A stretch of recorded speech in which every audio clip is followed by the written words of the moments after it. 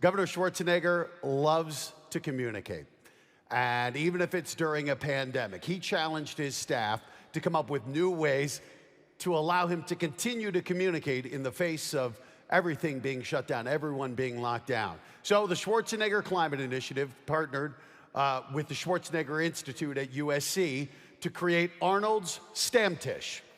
Now, for those who may not be familiar with the Stammtisch, it's a tradition in Germany and Austria where people meet at a pub and they sit down at a specially marked table and they talk.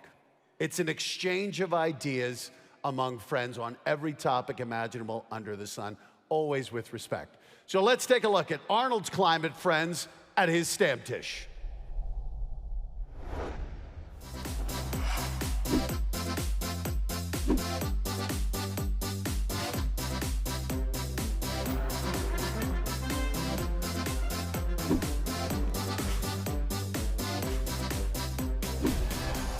It is great to have you on Arnold's Stammtisch.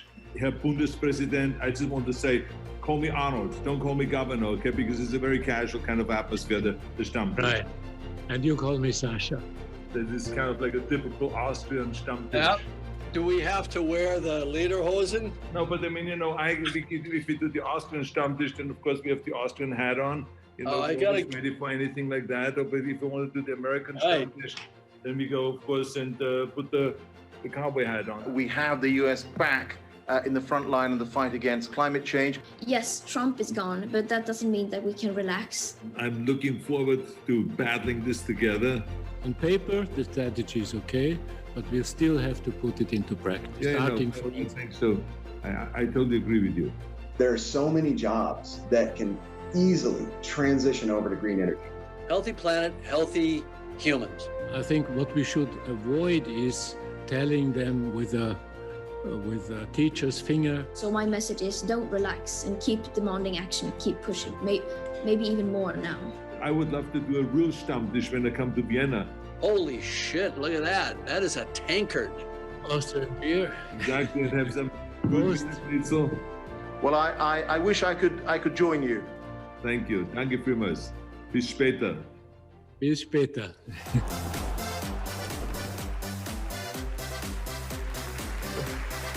It's always a good time with the governor.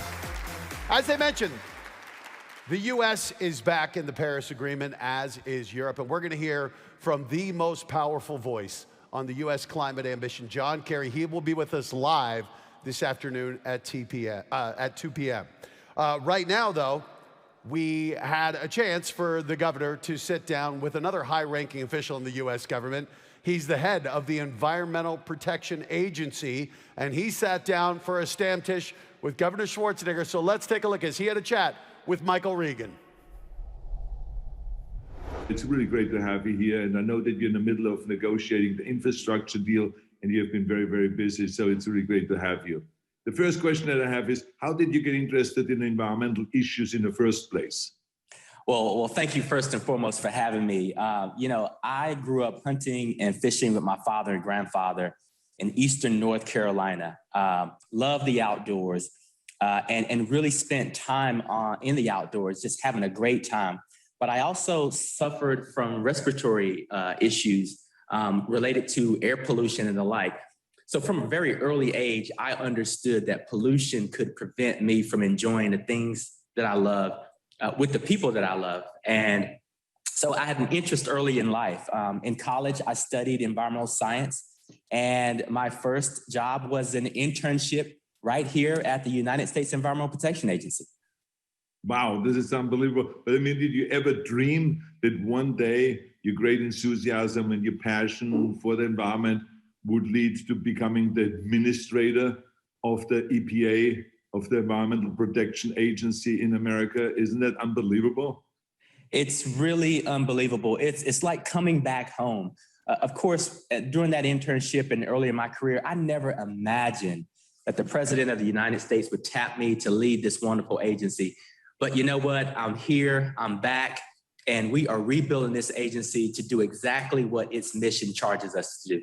No, I know, and I'm very excited about that because we all know that the Trump administration really screwed up the agency. I mean, let's be honest. I mean, he had very little interest in protecting the environment, very little interest in really protecting the people from the toxic air and from toxic water and all those kind of things, and is set, as a matter of fact, the EPA back into the dark ages. So the question really is, how challenging is it for you now to kind of like change all of that and to actually, rebuild the morale inside the EPA and the trust from the outside? Well, I'll just say it was heartbreaking watching from the outside what the Trump administration was doing to my former colleagues and to this agency. And so when the president asked me to lead this agency, I was ready. And on day one, we recommitted ourselves to the employees of this agency because they're the heart and soul of this agency. We also recommitted ourselves to sound science, following the science and following the law. And I'll tell you, we've spent time listening to our employees, listening to the stories of what happened to them over the past 4 years. We're working on rectifying those rights by listening to the career staff, following science, following the law. And we really want to not replicate what happened in the previous administration, which was political influence in the scientific decision-making and legal decision-making that has guided this agency for close to 50 years. Right. Now, what's great about it is the Biden administration, and this is now Republican talking, okay? So it is, and I'm excited about it.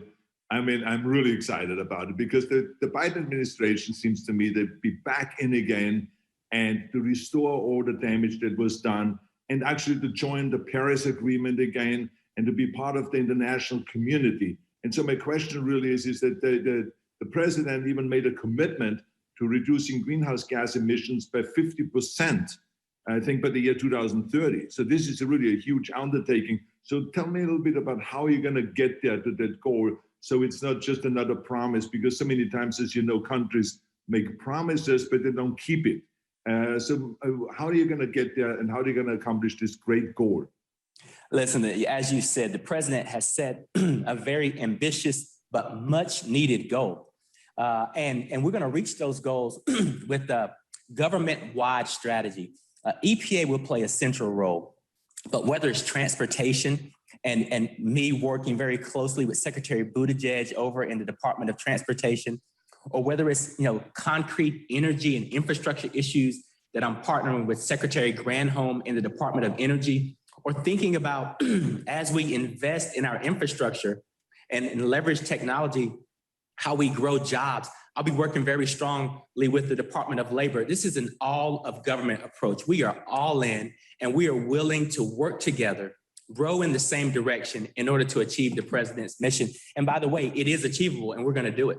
I know that you have to go and you're very busy in order, but before, I think the Austrians would not forgive me if I would not ask that question, which is, will you be back, but in person in Vienna next year at our climate conference? That's really the question.